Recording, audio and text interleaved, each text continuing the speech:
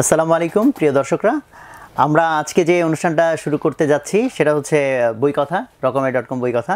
So আমরা এই প্রোগ্রামটা নিয়ে আসলে অনেক আগে থেকে প্ল্যান করছিলাম যে আমরা বিভিন্ন বই থেকে আমরা যা শিখছি সেই ইনসাইটসগুলো, সেই লার্নিংগুলো আমাদের সাথে, অডিয়েন্সের সাথে শেয়ার করা। তো এটা করব করে আসলে 1-1.5 বছর বোধহয় পার করে ফেলছি যখন থেকে আমরা এই আইডিয়া নিয়ে কথা বলছিলাম। সো এর মধ্যে লাস্ট সপ্তাহে আমার দোস্ত রাইসুল, ওকে আমরা একটু পরে ইন্ট্রোডিউস করাই দিব ভালো মতো। তো রাইসুল আসছিল কোনো একটা কাজে, তো তখন ও একটা বইয়ের কথা বলতেছিল যেটা পরে ও সুপার এক্সাইটেড, যে বইটা নিয়ে আজকে আমরা কথা বলবো, the high performance entrepreneur.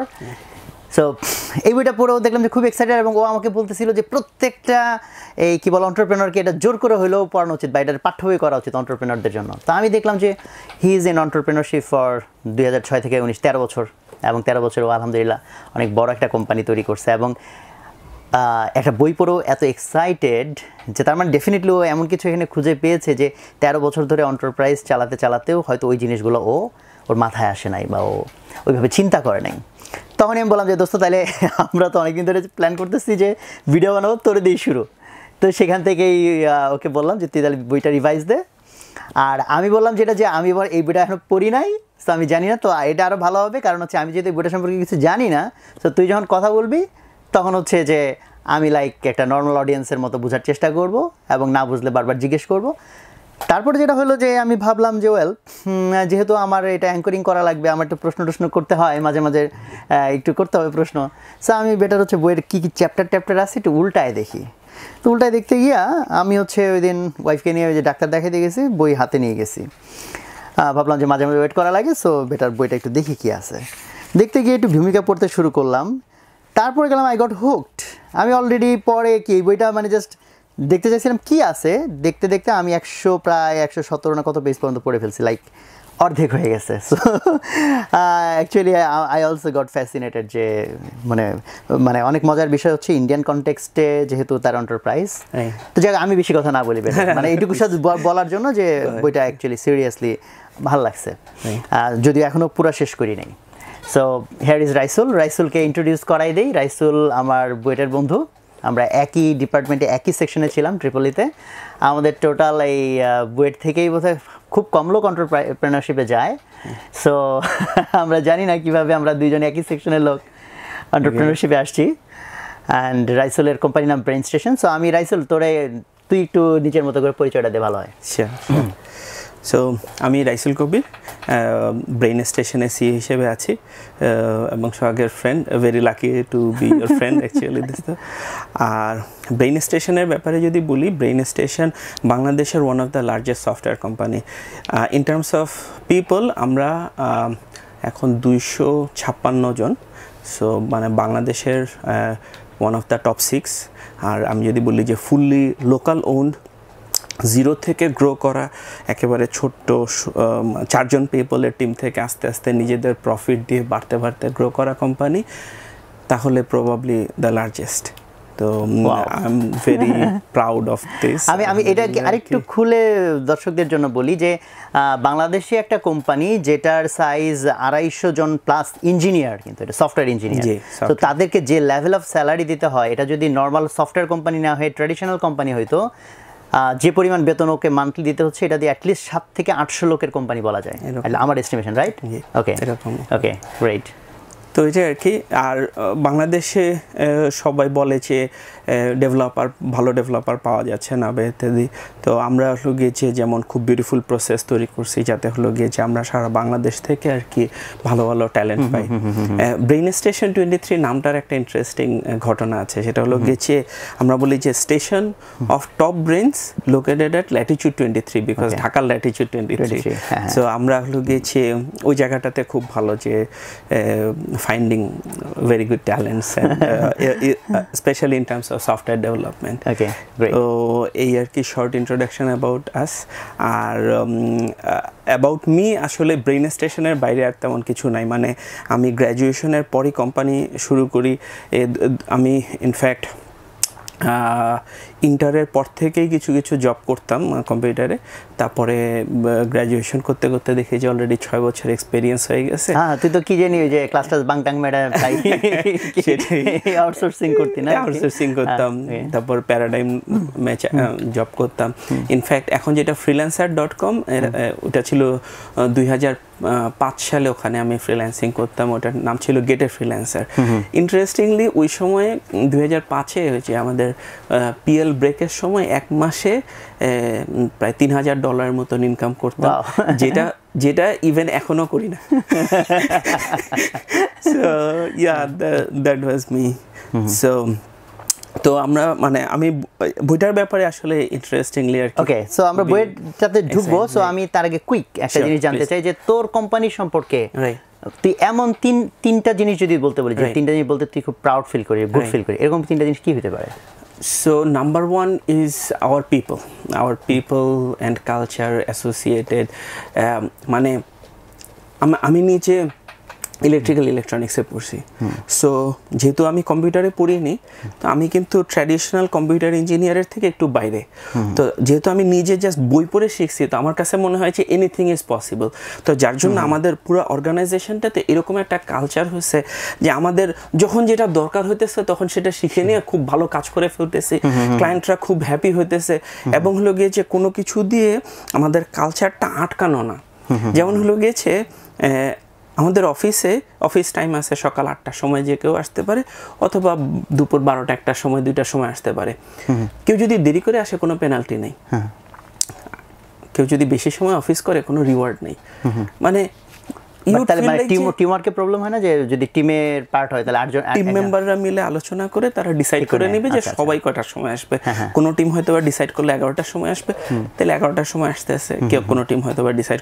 So মানে এই যে একটা খুব ইন্টারেস্টিং একটা ওনারশিপের কালচার, এটা যে বাংলাদেশে সম্ভব, এটা যখন আমি মানুষজনকে বলি, মানুষজন বিলিভ করে না আর কি। মানে আমি গুগলের কালচারটা খুব অ্যাসপায়ার করি, তো গুগলের মতন কাইন্ড অফ কালচারটা আর কি তৈরি হয়ে গেছে। এরকম না যে আমি ইন্টেনশনালি তৈরি করছি। We are very lucky that in brain station আমরা খুব ভালো ভালো পিপল পাই, সেই কালচারটা তৈরি হয়েছে। So number 1 is this culture. Number 2 is যে আমরা যেটা যে one of the largest software company in Bangladesh, যে আমরা বাংলাদেশ থেকে এত ভালো ভালো ট্যালেন্ট পাচ্ছি, যে we have become one of the largest. So that is another proud. হ্যাঁ, মানে আমি এটা নিয়ে একটা স্মৃতি বলতে পারি। আমি ডাটাসফট বাংলাদেশ তো সবচেয়ে লার্জেস্ট বলে ডাটাসফট বলে, তো ডাটাসফটের মঞ্জুর ভাই সিইও, ওনার সাথে আমি একসাথে ব্যায়াম করতাম। সো তখন কিন্তু আমি তোর কোম্পানি সম্পর্কে কিন্তু অত বেশি আইডিয়া আসলে রাখতাম না, সাইজ দোস্ত অত তো ডিটেলসে যাওয়া হয় নাই।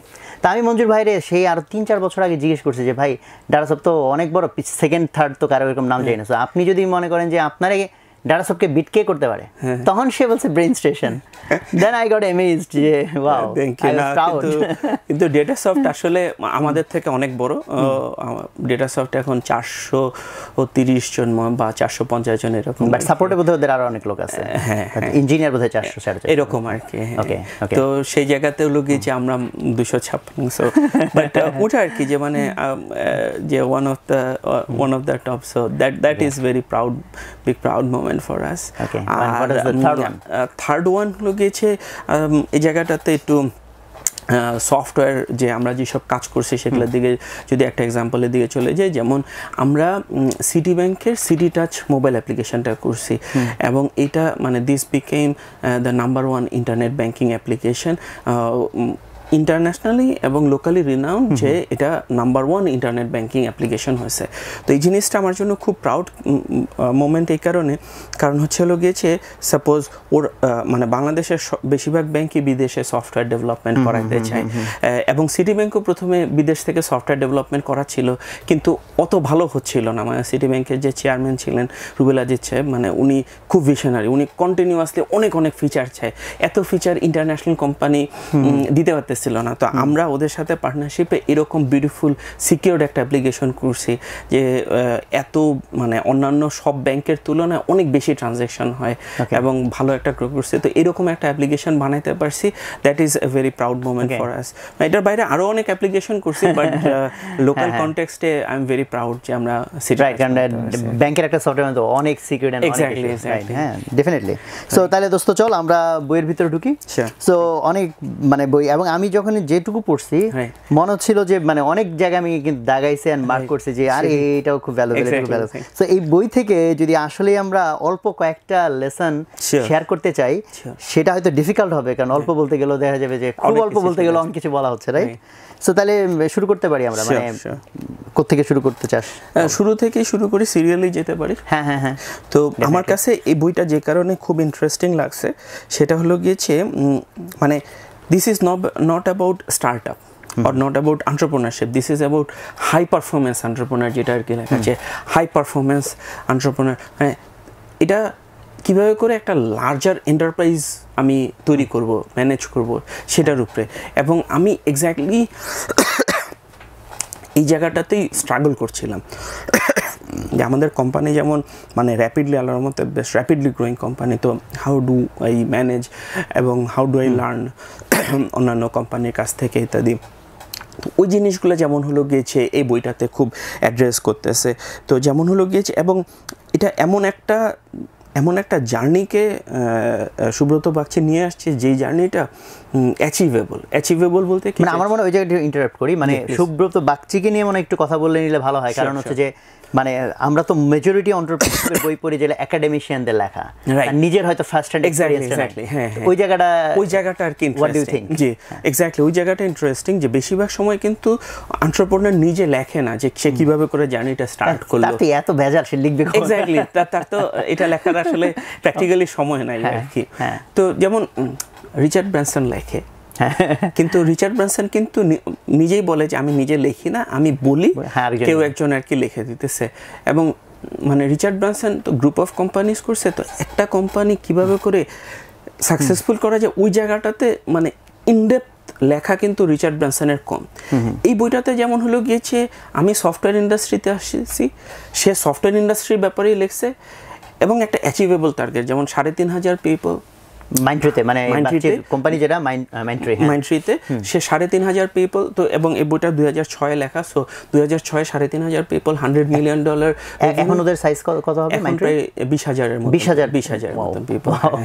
না কিন্তু 20,000, বাট মানে আমার কাছে মনে হতেছে যে সামথিং একটা অ্যাচিভেবল টার্গেট আর কি। হ্যাঁ মানে এই জায়গাটাতে একটু ইন্টারেস্টিং স্টোরি বলি, সেটা হলো কি 2006 সালে যখন আমি ইলেকট্রনিক্সের পড়াশোনার শেষ করে তারপরে ওদিকে জব না করে কম্পিউটারে জব করা শুরু করলাম। এটার একটা রিজন আছে। তো রিজনটা ছিল এরকম যে আমি একটা আর্টিকেল পড়তেছিলাম, একটা বুকলেট ধরনের, নারায়ণ মূর্তির যে ইনফোসিসের ব্যাপারে। তো আমি চিন্তা করতেছি অ্যাট দ্যাট টাইম ইনফোসিস ইন্ডিয়ার যে second largest software company, 56,000 people. তো আমি চিন্তা করতেছিলাম যে আচ্ছা বাংলাদেশে যদি 5,000 পিপল একটা কোম্পানি করা যায়, এটা একটা বাংলাদেশে অনেক এমপ্লয়মেন্ট তৈরি করবে, ফরেন কারেন্সি আর্ন করবে, ওই ভিশনে করা। বাট 13-14 বছর পরে এসে এখন বুঝতেছি যে it is impossible target 2 lakh people company তৈরি করা। আসলে এখন 2 লাখ, তো 2 লাখ পিপল তৈরি করা আসলে তো হলো গিয়ে যে প্র্যাকটিক্যালি এখন বুঝতেছি যে 14 বছরে 250 পিপল মানে 2 লাখ তো আসলে ইম্পসিবল একটা টার্গেট। এটা পরে মনে হতেছে যে আচ্ছা ঠিক আছে, খুব পসিবল একটা টার্গেট, যে আচ্ছা 3,500 পিপল মনে হয় মোর অ্যাচিভেবল টার্গেট। তো এই কারণে বইটা it got me like really hooked আর কি। এবং তারপরে তো সে কন্টিনিউয়াসলি আর কি বিভিন্ন জেম দিতে থাকলো। তো ইন্ট্রোডাকশনে ওই জিনিসটা আমাকে আর কি খুব হুক করছিল। তো তারপরে হলো গিয়েছে নেক্সট জায়গাটাতে যদি নেক্সট আমার মানে শুরুর দিকের ওই অংশটা তুই বলতে পারিস, যেটুকু আমি পড়ছি যে চাকরি মানে যারা অলরেডি জবে আছে, বেশ কিছুদিন জব করছে, তাদের মধ্যে অনেকেই ভাবে I need to go to entrepreneur. So ওইটা নিয়ে আমার কাছে খুব ভ্যালুয়েবল জিনিস লিখছে উনি, যে কখন আমি বুঝবো আমার আসলে চাকরি ছেড়ে এন্টারপ্রেনারশিপে যাওয়া উচিত কিনা। সো ওই জায়গাটাতে যেমন হলো গিয়ে যে এটা একটা খুব ভালো পয়েন্ট বলছিস, যেমন হলো গিয়েছে এখানে এই ব্যাপারটা নিয়ে মানে whether somebody is ready to be entrepreneur, ওই জায়গাটা নিয়ে সুব্রত বাগচি অনেক কিছু বলছে আর কি। হ্যাঁ, যে সাপোজ ওয়েদার মানে একটা লম্বা সময়ে টাকা ছাড়া বা কম টাকা দিয়ে চলতে পারা, যেমন হলো গিয়ে যে যখন কোম্পানি শুরু করছে 40% স্যালারি রিডাকশন, মানে সে তো ছিল উইপ্রোতে ছিল উইপ্রোতে তার তো একটা মানে হাই স্যালারি ছিল। উইপ্রোর পরে সম্ভবত আরেকটা কোম্পানিতে ছিল, নামটা মনে পড়তেছে না।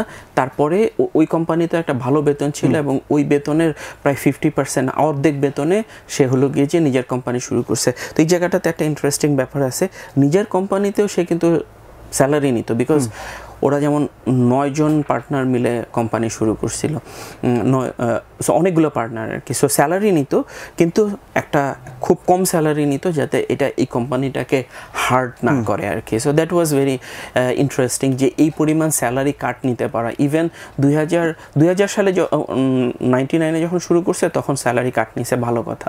বাট 2006 যখন আইপিওতে যাচ্ছে তখনও কিন্তু ওদের স্যালারি নর্মাল মার্কেটের থেকে অনেক কম। তো এরকম আর কি একটা রিডিউস স্যালারিতে একটা লম্বা সময় কাজ করতে হবে, এই মেন্টাল একটা স্টেট নিয়ে কিন্তু কোম্পানি শুরু করাটা দরকার।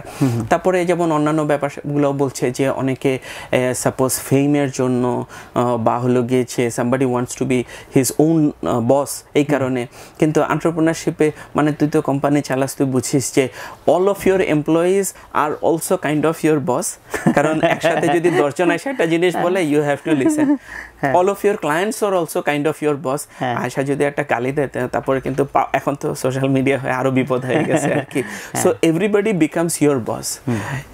ধর হলো গিয়েছে মানে সাপোজ হলো গিয়ে যে কোম্পানিতে যখন নিজে কাজ করি, ঠিক আছে, তখন হলো গিয়েছে অন্য সবাই যদি মাঝে মাঝে একটু মুভিও দেখে, আমি কিন্তু দেখতে পারি না, বিকজ আমি তো সবার এক্সাম্পল সেট করবো, সো হলো গিয়েছে মানে এরকম না, কিন্তু অনেকে তো মনে করে যে মানে আমি ফ্রিডম, ফ্রিডম মনে করে যে অনেক ফ্রিডম, কিন্তু আসলে হলো গিয়েছে আমার কাছে লাগে যে এন্টারপ্রেনারশিপে আসলে দায়িত্ব, রেসপন্সিবিলিটি, দাসত্ব মনে হয় যেন আরো বেশি। আমার কাছে মনে হয় সবার কারণ হচ্ছে যে আমি জব করলে আমার বসকে বুঝাইতে পারলে ছুটিটা পাবো, এক্স্যাক্টলি। বাট যখন আমার ছুটি দেওয়ার কেউ নাই তখন আমাকে 100টা ক্যালকুলেশন, আসলে কি ছুটি আমার কেমনে নিব, এক্স্যাক্টলি। তো ওইটা একটা বাট ওইখানে আমার কাছে মনে হয়েছে যে এই জায়গাটা ভালো লাগছে যে ওইখানে অনেকগুলো কোয়েশ্চেনও দিছে। মানে আমার কাছে মনে হয় এই জায়গাটা আমি একটু দর্শকদের উদ্দেশ্যে বলবো, 25 নাম্বার পেজে মোস্ট প্রবাবলি, 25 নাম্বার পেজ। এইখানে যারা বিশেষ করে অলরেডি জবে আছে এবং চিন্তা করতেছে আমি এন্টারপ্রেনারশিপে যাব কিনা, তাদের জন্য এই পুরো বইয়ের অন্তত এই প্রথম যে চ্যাপ্টারটা, প্রথম একটা বা দুইটা মাস্ট রিড। এবং এইখানে সে অনেকগুলো কোয়েশ্চেন দিছে 25 নাম্বার পেজে। ওই কোয়েশ্চেনগুলো দিতেছে না, ওইটা হচ্ছে প্রোফাইল অফ এন্টারপ্রেনারের জায়গা, বাট এটা মানে আরেকটু আগে 11 নাম্বার পেজে। আচ্ছা 11 নাম্বার পেজে যে আমি রেডি কিনা টু স্টার্ট এন্টারপ্রেনারশিপ, এইটা হচ্ছে মোস্ট প্রবাবলি 11 নাম্বার পেজে। অনেকগুলা প্রশ্ন দিছে, প্রায় 10-15টা। আমার কাছে প্রত্যেকটা খুব ভ্যালুয়েবল লাগছে যে এই প্রত্যেকটা প্রশ্ন আমি নিজেরে জিজ্ঞেস করি, অ্যানসারটা কি হয় সেখান থেকে আমি বুঝতে পারবো যে সেটাই। ইনফ্যাক্ট এটার যে সেকেন্ড টু লাস্ট কোয়েশ্চেনটা, am I willing to work 70 hours a week, মানে এখান থেকে ওই জায়গাটাতে যেমন হলো গিয়েছে যে 28 নম্বর পেজে আসছে যে আমার কাছে মনে হচ্ছে যে এই বইয়ের আমি যদি বলি যে কাউকে একটা মাত্র পেজ পড়তে, তাহলে আমি বলবো যে এই 28 নম্বর পেজের হাফ আর 29 নম্বর পেজের হাফ এই জায়গাটা পড়া আর কি। কারণ সো ধর ব্রেইন স্টেশন যদিও বাংলাদেশের one of the largest company, but I consider ourselves as a failure, because হলো গিয়েছে 14 বছরে মাত্র 250 people, it should have been much more. The reason আমরা ফেল করছি এই জিনিসটা আসলে এই 28-29 নম্বর পেজে যেমন এইখানে আমি হলো গিয়ে যে প্লান্সটা ফিল করছি। যেমন হলো গিয়েছে সুব্রত বাগচি যখন উইপ্রোতে কাজ করতেছিল, উইপ্রো কিন্তু one of the top 3 software company in India. তো উইপ্রোতে যখন কাজ করতেছিল তখন যখন প্রমোশন পায় সে হলো গিয়েছে উইপ্রোর যে চেয়ারম্যান আজিম প্রেমজি, তার টপ ম্যানেজমেন্টে যখন যাচ্ছিল তখন আজিম প্রেমজি তাকে ডাকছে, তাকে বলেছে তুমি সপ্তাহে কত ঘন্টা কাজ করো। তো সে যে কী ব্যাপারে, তো তখন সে বলতেছে যে মিনিমাম 60 আওয়ার কাজ করতে হবে, মিনিমাম 60 আওয়ার, 70 আওয়ার্সটা কমন, আমি নিজে 80 আওয়ার্স কাজ করি এবং পার উইক। 80 আওয়ার্স মানে কি, যে সাপোজ আলিবাবা জ্যাকমা হচ্ছে যে 996 সকাল 9টা থেকে রাত্র 9টা, সপ্তাহে 6 দিন, ঠিক আছে। 996 হলে কত হতেছে, 72 ঘন্টা, মানে দিনে 12 ঘন্টা, 6 দিন 6 72 ঘন্টা, রাইট, 6 ঘন্টা, 80 ঘন্টা মানে মোর দ্যান দ্যাট, 80 ঘন্টা মানে মোর দ্যান দ্যাট, মানে how do you do that. আমি নিজে কখনো এতক্ষণ সময় কাজ করি নাই, যেই কারণে আসলে হলো গিয়েছে ব্রেইন স্টেশন আরো বড়। অনেক মনে করে না যে আমি তো এত স্মার্ট বা এত ট্যালেন্টেড, যে আমার কি এত সময় কাজ করা লাগে? স্মার্ট ট্যালেন্টেড পিপলেরই ওই সময়টা কাজ করা লাগবে আর কি।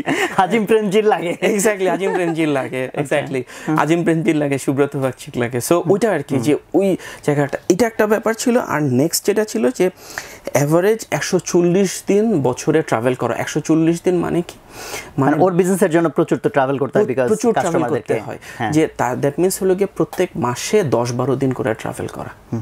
ইনসেইন কিন্তু, মানে অনেকে আর ফ্যান্টাসাইজ করতে, ওয়াও, প্রত্যেক এটা হলো গিয়ে যে ট্রাভেল করে না সে ফ্যান্টাসাইজ করবে, মানে ট্রাভেল করতে মানে অনেক কষ্ট লাগে। মানে আমার এরকম হয়েছে যে আমি একবার জার্মানিতে গেছি একটা ফেয়ার অ্যাটেন্ড করার জন্য, তো তারপরে আমি যাই, তারপর আমার এজেন্টকে ফোন দিয়েছি, আমি বলি যে ভাই আমাকে আর 2 দিন আগে নিয়ে আসার ব্যবস্থা করেন।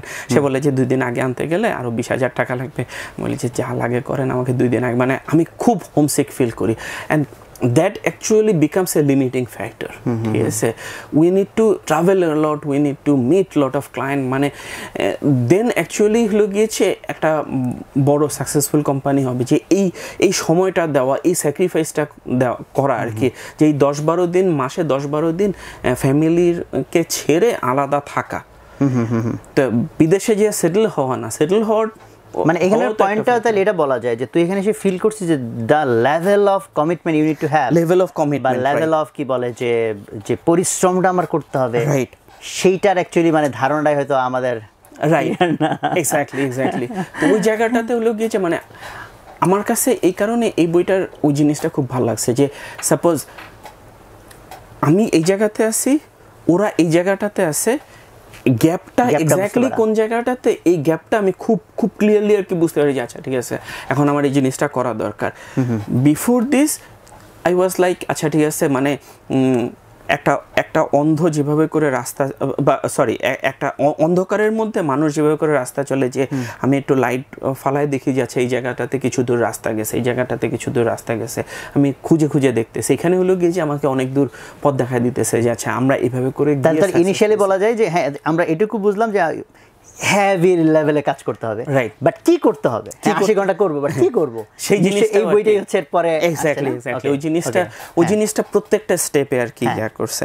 হ্যাঁ, তো তারপরে নেক্সট টপিকটাতে কি কাইন্ড অফ যাবো? শিওর, আচ্ছা শিওর, আমি একটু দেখতে থাকি। সো নেক্সট আমার মাথায় যেটা আসছে যে যেমন চুজিং দ্য টিম, ঠিক আছে, যে যেমন ও যখন ইয়াতে ছিল আর কি, উইপ্রোতে ছিল, ইউএসএতে অনেকদিন কাজ করে যখন সে ইন্ডিয়াতে ব্যাক করছে, তো ইন্ডিয়াতেও হলো গিয়ে যে বাংলাদেশের মতন আর কি, যে সাপোজ আমেরিকার মতন ওরকম ফাস্ট কালচার না, একটু স্লো। সো সাপোজ সে হয়তো বা কোনো একটা কাজ করতে বলছে এইচআরকে, কাজটা করতে অনেক লম্বা সময় লাগছে, তো he got like really upset. তো সে হলো গিয়ে যে ডাকছে সিরিয়াসলি ঝাড়ার জন্য আর কি, একেবারে ভালো মতন ঝেড়ে দিবে এরকম। তো যে মিস্টেকটা করছে, যার জন্য দোষটা হয়েছে, তার সাথে তার ম্যানেজারও আসছে, এবং হলো গিয়ে যে দুজনে মিলে কন্টিনিউয়াস ঝাড়ি খাইছে, এবং এই manager continuously sorry sorry sorry sorry বলতে থাকছে আর কি। যদিও দোষ তো ম্যানেজারের না, যদিও দোষটা ম্যানেজারের ছিল না, দোষটা ছিল তার কলিগ, তার আন্ডারে যে কাজ করতেছিল। তো ওই জিনিসটা আর কি আজিম ওই জিনিসটা সুব্রত বাগচি খুব খেয়াল করছে, যে this guy is very interesting. হ্যাঁ, মানে এই যে ছোট্ট একটা জিনিস, ছোট ক্যারেক্টারিস্টিক্স পিপল ইগনোর, বাট এই ছোট ক্যারেক্টারিস্টিক্স থেকেই কিন্তু এক একটা জিনিস আর কি কাইন্ড অফ চলে আসে। তো সে তখন খেয়াল করছে, এবং এই পার্সনটাকে সে মার্ক করে রাখছে, যে আমি যদি ফিউচারে কোনো কোম্পানি করি, এই পার্সনটাকে আমি রাখতে চাই। সে পরে হলো গিয়েছে সাপোজ প্রাইস ওয়াটার হাউস কুপারে এসএপি ইমপ্লিমেন্টেশনের কাজ করছে। দ্যাট মিনস এই পার্সনটা কিন্তু পরে অনেক হাই প্রোফাইল পার্সন হয়েছে। সে এইচআর থেকে অন্য ডিপার্টমেন্টে গেছে, অন্যান্য কাজ করছে, সেলস করছে, ইমপ্লিমেন্টেশনের কাজ করছে। তারপর আবার যখন সুব্রত বাগচি কোম্পানি শুরু করলো, তখন তাকে হায়ার করছে এইচআর হেড হিসেবে। তো এই জিনিসটা খুব ইন্টারেস্টিং, সে খুব মানে টপ হাই পারফর্মার একটা পার্সনকে এইচআরের মেইন দায়িত্বটা দিয়ে দিচ্ছে। তো that becomes very interesting because in most of the companies or many companies what happens যে আচ্ছা ঠিক আছে এইচআরে একটা পার্সন থাকলে হলো আর কি, সে রিক্রুটমেন্ট করবে বা ইত্যাদি, কিন্তু তাকে যে মানে সে যে খুব ইম্পর্ট্যান্ট একটা পার্সন হইতে হবে এরকম অনেক কোম্পানি ফিল করে না।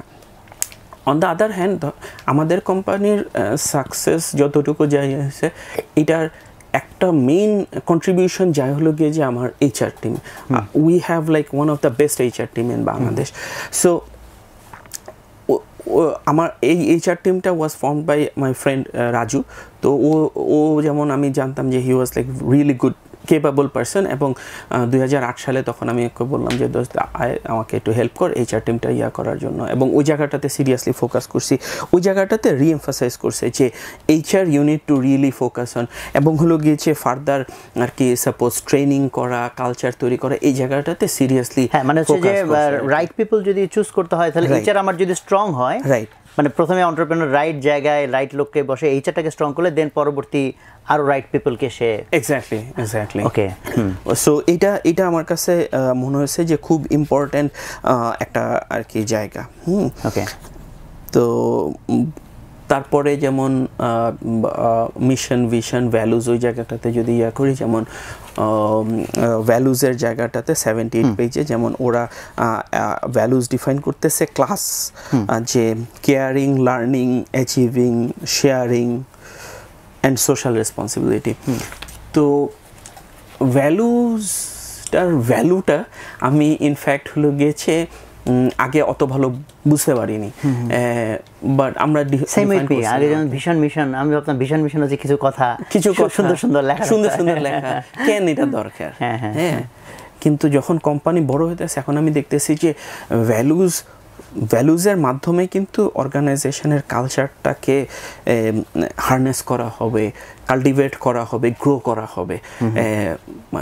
either you manage the culture অথবা হলো গিয়ে যে kind of culture manages you or something like that. So ওইরকম আর কি, যে তো ওরা আমি বুঝতেছিলাম যে ভ্যালুজটা খুব ইম্পর্ট্যান্ট, আমাদের ভ্যালুজ ডিফাইন করা আছে, কিন্তু ভ্যালুজটা দিয়ে কীভাবে করে এটাকে ইনশিওর করা যাবে, কীভাবে করে কালচারটা তৈরি করা যাবে, এটা আমি ক্লিয়ারলি বুঝতেছিলাম না। মানে তোর কোম্পানিতে ভ্যালুজ ট্যালুজ এগুলো আছে অলরেডি, এই বই পড়ার পর তোর আন্ডারস্ট্যান্ডিংটা কি? আন্ডারস্ট্যান্ডিংটা ডিফারেন্সটা হতেছে কি, যেমন ওরা করছে কি যে এই 5টা ভ্যালুজ প্রত্যেকটার আবার সাব ভ্যালু ডিফাইন করছে, এবং সেগুলো আবার ডিটেলে ডিফাইন করছে যে এটা মানে কি। যেমন আমি যদি একটা এক্সাম্পল দিই, সাপোজ কেয়ারিং, সো কেয়ারিং এর জায়গাতে যেমন customer caring, people caring, financial stake holder caring, organisational caring, এই 4টা কেয়ারিং এলিমেন্টের আন্ডারে। এবং কাস্টমার কেয়ারিং মানে কি, যে understand customer need, stretches to deliver customer satisfaction ইত্যাদি ইত্যাদি, এরকম ডিটেল ডিফাইন করছে। আমি এটা পড়ার পরে যেমন রিসেন্টলি আমি আমার ভ্যালুগুলোকে এক্সপ্লেইন করছি, একটা আর্টিকেল লিখে অর্গানাইজেশনে সবার সাথে শেয়ার করছি। আমি যদি একটা এক্সাম্পল দিই, যেমন আমাদের একটা ভ্যালু হচ্ছে ওনারশিপ। তো ওনারশিপের ব্যাপারে যেমন হলো গিয়েছে আমি 3টা প্রিন্সিপাল ডিফাইন করছি, যে customer success and happiness, employee success and happiness, organisational sustainability. যে কেউ যখন একটা কাজ করবে তখন সে কাস্টমারের জন্য কেয়ার করবে, কাস্টমারের জন্য ওনারশিপ ফিল করবে, সে একজন ম্যানেজার সে তার এমপ্লয়ের ব্যাপারে কেয়ার পানি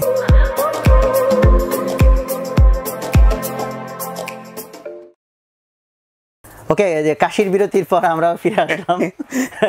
সো আমরা ভ্যালুজ নিয়ে বলতেছিলাম, রাইট, ভ্যালুজ নিয়ে। তো এখন যেমন হলো গিয়েছে আমাদের ভ্যালুগুলোকে সুন্দর করে আর কি ডিফাইন করেছে, যেমন ওনারশিপের ব্যাপারে আমাদের ভ্যালুগুলোকে কি হবে, যেমন নাম্বার 1 আমাদের আছে যে customer success and happiness. Success and happiness বলতে আমি কি বুঝাচ্ছি, যে সাপোজ কোনো একটা কাজ করলে দেখা যাবে যে ব্রেইন স্টেশন হয়তো বা টাকা পাচ্ছে কিন্তু কাস্টমারের লাভ হচ্ছে না, একটা জিরো সাম গেম।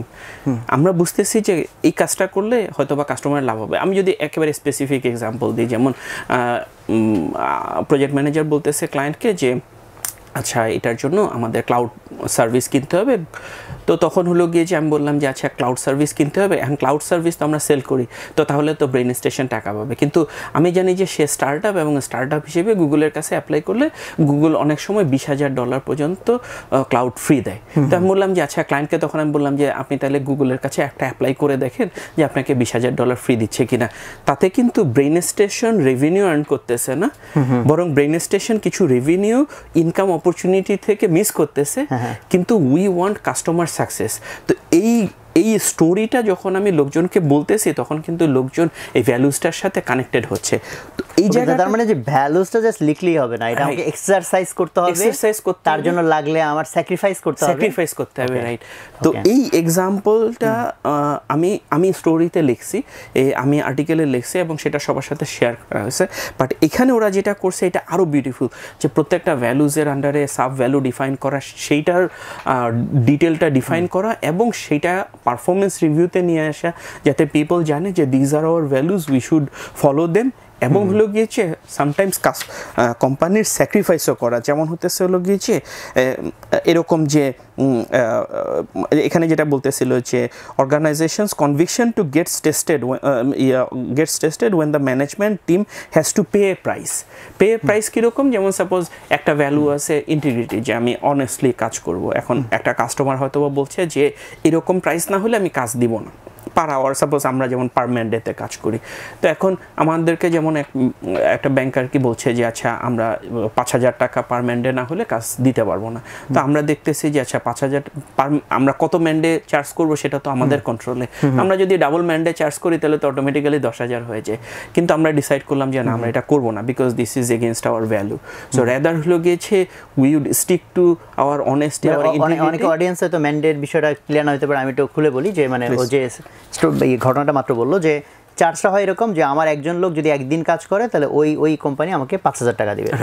সো এই রেটটা নিয়ে হচ্ছে ওরা বলছে রেটটা আপনারা কমান, রাইট। তো তোরা যেটা করতে পারতি যে রেট ঠিক আছে আমি কমাই দিলাম, বাট হচ্ছে আমার কাজ করছি একদিন, আমি দেখাই দেবো আমি 2 দিন কাজ করছি, রাইট, যেটা তার ধরার কোনো উপায় নেই। সেটাই বাট সেই জায়গাটা তোরা বলছে যে না আমরা সেটা করবো না, দরকার হলে ক্লায়েন্ট না থাকলো, একটা ক্লায়েন্ট কম থাকলো। তো সেইটা যখন হচ্ছে প্রত্যেকটা ডিসিশন মেকিং এ, রাইট, তখন অ্যাকচুয়ালি ওই কালচারটা কোম্পানির মধ্যে অর্গানাইজেশনে তৈরি হচ্ছে, রাইট, এক্স্যাক্টলি। সো এটা আর কি মানে দিস ইজ ভেরি, মানে তোর আগের আন্ডারস্ট্যান্ডিংটা ছিল যে আমি কালচার ভ্যালু কিছু লিখছি, but how to implement that in every aspect of organization. Okay, তো ওই জিনিসটা এখানে যেমন আমি এসে আর কি জানতে পারছি আর কি, okay, how great software companies are made, এটা আর কি। তো তারপরে হলো গিয়েছে যেমন এরপরের চ্যাপ্টারটা যেমন বিজনেস প্ল্যান নিয়ে লিখতেছে। তো বিজনেস প্ল্যানটা তো আমরা সবাই জানি যে এক্সট্রিমলি ইম্পর্ট্যান্ট আর কি। তো এখানে যেমন হলো গিয়েছে মানে বিজনেস প্ল্যানের মানে যেহেতু আমরা 13-14 বছর ধরে ব্যবসা করতেছি, বিজনেস প্ল্যান কিন্তু লেখা হচ্ছে, সেটাকে আপডেট করা হচ্ছে, মডিফাই করা হচ্ছে। সো অনেক জিনিসপত্র জানা, বাট অনেক জিনিসপত্র বাদ রয়ে যায়। যেমন আমি যদি একটা এক্সাম্পল দিই, যেমন বলতেছে যে what is my product or service, how will it evolve as a family of products or services. That means suppose হলো গিয়েছে আমি একটা সার্ভিস সেল করতেছি, কিন্তু একটা সার্ভিস সেল করলে কিন্তু অর্গানাইজেশনের সাস্টেইনেবিলিটি হবে না, একটা ফ্যামিলি অফ প্রোডাক্টস থাকতে হবে। যে আচ্ছা আমার সাপোজ ব্যাংকিং কাস্টমারের জন্য আমার এরকম 10টা সার্ভিস আছে, তখন হলো গিয়ে যে ভ্যালুটা তৈরি হবে এবং তখন একটা সাস্টেইনেবল বিজনেস তৈরি হবে। আমি যদি একটা মাত্র সার্ভিস দেই, that is good for start up, but হলো গিয়েছে ইভলভটা কীরকম ভাবে হবে, স্কেল করবো আমি যখন স্কেল করবো কীভাবে করে, আর কি কি জিনিস নিয়ে আসবো সেটার ব্যাপারে আমি প্ল্যান করছি কিনা, সিস্টেম থিঙ্কিং করছি কিনা, এই জিনিসগুলো আর কি যেমন এই জায়গাগুলোতে আর কি নিয়ে আসছে, উইচ ওয়াজ ভেরি ইন্টারেস্টিং। তারপর সাপোজ আমার R&D প্ল্যান কি থাকবে, আমি কিভাবে করে ইনোভেট করব, কিভাবে করে ইনোভেশনটা কন্টিনিউ করবে, এটা এনশিওর মানে সোজা কথা। তাহলে তো এটা ইভেন একটা মানে যারা এখন স্টার্টআপ শুরু করতে চাচ্ছে তাদের জন্য এই চ্যাপ্টারটা ভ্যালুয়েবল, এই চ্যাপ্টারটা যে আমি যেটা বিজনেস প্ল্যান লিখবো, এটা ইনভেস্টরের কাছে যাব, রাইট। সো এই বিজনেস প্ল্যান অ্যাকচুয়ালি কি কি থাকবে, এক্স্যাক্টলি কি কি থাকবে, তারপর ক্যাশ ফ্লো কি হবে, নেক্সট 3 বছরের ক্যাশ ফ্লো প্ল্যানটা কি হবে, কি কি করব ইত্যাদি আর কি ডিটেইলসে আর কি ওই জিনিসটা ইয়া করা, ওই জায়গাটাতে অনেক এমফাসাইজ করছে আর কি। বাট অনেকে তো মনে করে যে বিজনেস প্ল্যান জাস্ট মানে ইনভেস্টরকে পিচ করতে হবে, দ্যাটস ওয়াই কিছু একটা লিখলাম যাতে তাকে আমি বুঝাইতে পারি মাই আইডিয়া ইজ গ্রেট। সেটাই, ইজ ইট লাইক দ্যাট? মানে Of course it's not like that. তাই না? মানে ইনফ্যাক্ট হলো গিয়ে যে you have to kind of live by business plan and you have to continuously modify the business plan as well. So ওই যে plan থাকতে হবে, প্ল্যান অনুযায়ী কাজ করার চেষ্টা করবো, তারপর মডিফাইও করতে হবে, যাচ্ছে এটা এরকম যাচ্ছে না এরকম যাচ্ছে। কিন্তু হলো গিয়ে যে আসলে ইনভেস্টরের টাকা নেওয়ার পরে আর কি মেইন প্যারাটা শুরু হয় যে আচ্ছা আমি ওইটাকে ফলো করতে পারতেছি কিনা, আমি যে টার্গেটগুলো বলছিলাম এই টার্গেটগুলো আমি ফুলফিল করতে পারতেছি কিনা, because if I fail on commitment এই ইনভেস্টর তো ব্যাড একটা রেপুটেশন তৈরি করবেই, ফিউচার ইনভেস্টমেন্টেও আসলে কিন্তু ঝামেলা হয়ে যাচ্ছে। তো ইনফ্যাক্ট তারপরের ইয়াটাতে যেমন চুজিং দ্য রাইট ইনভেস্টর আর কি, যে যেই ইনভেস্টর আমাকে আসলে শুধু টাকা দিচ্ছে না, আমার সাথে যার অ্যালাইনমেন্ট আছে, আমি যার কাছ থেকে নলেজ পাবো, এটার ব্যাপারে তুই আরো ভালো বলতে পারবি আর কি। যেমন আমি তো এখন ইনভেস্টর নেই নাই, বাট হচ্ছে যে এটা ব্যাপারে আর কি তুই মানে চিন্তা ভাবনা করছিস বা কথাবার্তা বলছিস আর কি, যে সাপোজ যে মানে প্রত্যেকটা অর্গানাইজেশনের একটা স্ট্রাকচার থাকে, একটা কালচার থাকে, একটা অ্যালাইনমেন্ট থাকে, একটা ডিরেকশন থাকে। সো ইনভেস্টর কিন্তু ওইটার সাথে অ্যালাইন করে আর কি নেওয়া উচিত। ওইটা যদি না হয় তখন কেন ধর স্টার্টআপ টাইমে তো ও যখন ধর মানে ক্যাশের একটা ক্রাইসিসে থাকে, হ্যাঁ, সেটা ছাড়া তার মানে আইডিয়াটা ফ্লাই করবে না, তো তখন তো সে মরিয়া থাকে যে ভাই যেখান থেকে পাই তারটাই নিয়ে নিব। তো এখানে আইডিয়াটা কি যে আমি কেউ রাজি হয়ে গেছে বাট মেবি আমার সাথে তার ম্যাচ করতেছে না, সে আমার বিজনেসের ডোমেইনটা ওই ইনভেস্টর গ্রুপ জানে না, সো সেটা তাহলে ঠিক হবে না। সেটাই সেটা তো অনেক বিশাল একটা ব্যাপার যে এখন আমি তাদেরকে সেটাই স্কিল এটাকে আমি স্কিপ করে I try to find the next one, right. Exactly this is exactly very difficult actually. এরকম একটা সিচুয়েশনে what would you like to do, মানে তুই কি করবি? প্র্যাকটিক্যালি স্পিকিং আমি ডেফিনেটলি আই উইল মানে স্কিপ, বিকজ হচ্ছে যে আমার ফিলোসফির জায়গা হচ্ছে যে কোনো শর্ট টার্ম গোল মানে প্রিন্সিপালটা আমি যেটা ফলো করি, একটা শর্ট টার্ম গোল একটা লং টার্ম গোল, এই দুটো যদি ম্যাচ করে, যে আমি একটা ডিসিশন নিলাম এটা আমাকে শর্ট টার্মে বেনিফিট দিবে, লং টার্মে দিবে, তাহলে তো কোনো সমস্যাই নেই। কনফ্লিক্টটাই কখন যে কোনো একটা ডিসিশন নিলাম যেটা আমাকে অল্প সময়ের জন্য বেনিফিট দেবে বা লং টার্মে গিয়ে ভেজালে ফেলবে, তখন আমি কোনটা চুজ করব। আমার প্রিন্সিপাল হচ্ছে আমি লং টার্মটাকে চুজ করব। ফলে এই মুহূর্তে আমার পেইন সলভ করার জন্য যদি আমি একটা সামহাও যে কোনো ইনভেস্টর থেকে টাকা নেই যে লং টার্মে আমাকে কেওসে ফেলবে, I must not do it. It difficult, কারণ মানুষ এত লং টার্ম আরে ভাই ভবিষ্যতে দেখা যাবে, এখন মোটামুটি, বাট ট্রুলি যদি বিগ কিছু করতে হয় তখন এই প্রিন্সিপালটা খুব জরুরি প্রিন্সিপাল। সেটাই, I completely agree with you, exactly. That should be the case. মানে ওটা আর কি, কিন্তু মানে আমাদের ক্ষেত্রে মানে আমি যদি বলি যে অবশ্যই বইয়েও তাই বলতেছে যে অ্যালাইনমেন্ট, কিন্তু ওই যে যেটা বলি যে মানে when you are pressed over time, বেতন দিতে পারতেছিস না, ইনভেস্টর টাকা নিয়ে বসে আছে, আর তারপরে হলো গিয়েছে ভ্যালুজের গুল্লি মারো, আমার হলো গিয়েছে এখন লোকজনের বেতন দিতে হবে। আমি আই এম ফরচুনেট, আমি ওই সিচুয়েশনে পড়ি নাই আর কি। It must B a very difficult situation. But again মানে একটা বড় রিওয়ার্ডের পেছনে অনেক বড় স্যাক্রিফাইস থাকে, হ্যাঁ, এই জন্য খুব ভেরি ফিউ পিপল আর দেয়ার যারা ওই লেভেলটাতে উঠতে পারে, বিকজ তারা ওই রকম বড় বড় স্যাক্রিফাইসের মধ্যে দিয়ে, যেটা নর্মাল পিপলরা যেটা শোল্ডার করার জন্য ওই সাহসটা নাই থাকে। সেটাই, অ্যাবসলিউটলি। ওকে, সো আমরা তারপরে হোয়াট লেসন ইউ নিড। আচ্ছা, সো তারপরে হলো গিয়েছে getting good people and keeping them, খুবই ইম্পর্টেন্ট কথা, এক্সট্রিমলি ইম্পর্টেন্ট। বিশেষ করে মানে যেহেতু হয়তো অনেকে যারা স্টার্টআপ চিন্তা করতেছে তারা হয়তো এই ভিডিওটা দেখবে, সো ইন দ্যাট কেস তাদের তো একটা খুব কমন কোয়েশ্চেন আমরা পাই যে স্টার্টআপদের যেমন এমন কোনো অফিস ফ্যাসিলিটিস নাই, এটা দাঁড়াবে কি পড়ে যাবে, সেরকম কোনো ব্র্যান্ড নেম নাই, বেশি বেতন দিতে পারতেছে না, ওয়ারেস তার দরকার খুব ভালো মানুষ, কেমনে এটা সম্ভব? এক্স্যাক্টলি, এই জায়গাটাতে মানে আমার কাছে মনে হয় যে আসলে এই চ্যাপ্টারটা আর কি খুবই হেল্পফুল। যেমন যখন সাপোজ মানে বইটাও এই কারণেই ইন্টারেস্টিং, কারণ একটা কোম্পানি জিরো থেকে মাত্র 5-6 বছরে এত বড় হয়ে গেল এবং হলো গিয়েছে আইপিওতে চলে গেল, 6 বছরে আইপিওতে চলে গেল। সো ওই জার্নিটা exactly what did they do different, ঠিক আছে, ওই জিনিসটাই কিন্তু। যেমন আমি যদি ইনফ্যাক্ট এই জায়গাটার এক্সাম্পলটাই দিই, যেমন বলছে কি যে আমাদের কোম্পানি যখন জিরো, আমরা যখন পিপল রিক্রুট করতেছি, তখন আমি 9টা পয়েন্টের একটা বিশাল মানে একটা ডকুমেন্ট বানাইছি আর কি। এবং আমি আমার প্রত্যেকটা নতুন রিক্রুটকে ডকুমেন্টটা পড়তে দিতাম যে are you aligned with this. যেমন হলো গিয়ে যে ওই ডকুমেন্টের একটা জিনিস হতেছে যে since this is a start up, lot of processes are not defined, lot of managers are not defined. So সবাইকে সেলফ ম্যানেজড হতে হবে। তুমি কি সেলফ ম্যানেজড হতে ইন্টারেস্টেড কিনা? এটা যেহেতু একটা স্টার্ট আপ, সো তোমাকে অনেক হার্ডওয়ার্ক করতে হবে, ডিলেড গ্র্যাটিফিকেশন হবে। দ্যাট মিনস এখনই তুমি অনেক টাকা রিওয়ার্ড পাবা না, but if you continue to work with us for 6-7 years, এসব প্ল্যান থাকতেছে, you will be rewarded, you will be highly rewarded. But এই যে ডিলেড গ্র্যাটিফিকেশনটা, যে আমি পরে যে রিওয়ার্ডেড হব, এই মেন্টালিটিটা থাকতে হবে। তুমি যদি কারেন্ট একটা রিওয়ার্ডের জন্য ঢুকো, then you will not this be organization is not for you. Exactly, this organization is not for you.